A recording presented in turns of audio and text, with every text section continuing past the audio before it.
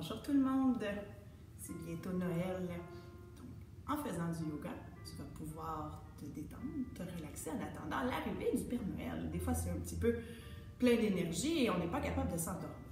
Je te propose de faire un mudra. Tu te souviens, un mudra, c'est la façon de placer nos doigts pour avoir de l'énergie, différentes sources d'énergie.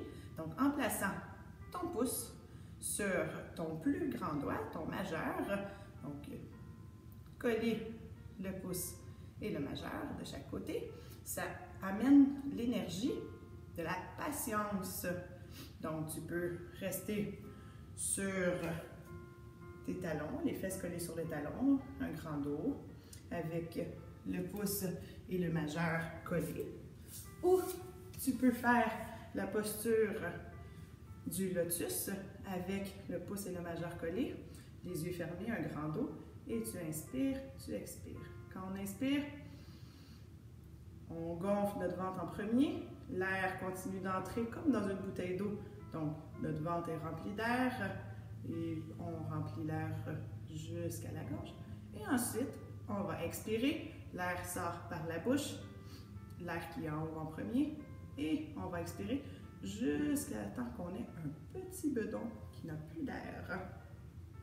Donc on inspire et on expire. Toujours les doigts placés avec le mudra de la patience. Tu peux aussi, si tu es plus confortable, trouver une petite chaise avec les pieds collés au sol. Moi, j'ai ma petite bûche de Noël. Les pieds collés, le pouce collé sur le majeur. Et on inspire et on expire avec notre mudra de la patience. Donc, tu peux faire le lotus. Tu peux t'asseoir sur une chaise. Tu peux être assis sur tes talons. Tu peux aussi faire des postures de yoga. On va faire la posture du chiot. Donc, les fesses sur les talons en premier. On va aller toucher loin devant. Nos fesses vont se lever et vont rester vers l'arrière. Donc, le chiot, on va le plus loin possible, comme un petit chien là qui s'étire. Donc, les fesses vers les talons. On ne touche pas par terre. Les mains très loin devant, ça nous fait un grand dos. Et la tête va toucher par terre. Et on inspire et expire dans cette posture. Un petit chiot de Noël qui attend la visite du Père Noël. Bien sûr, tu connais différentes postures. Tu peux aussi faire la posture de l'arbre, qu'on pourrait appeler la posture du sapin de Noël.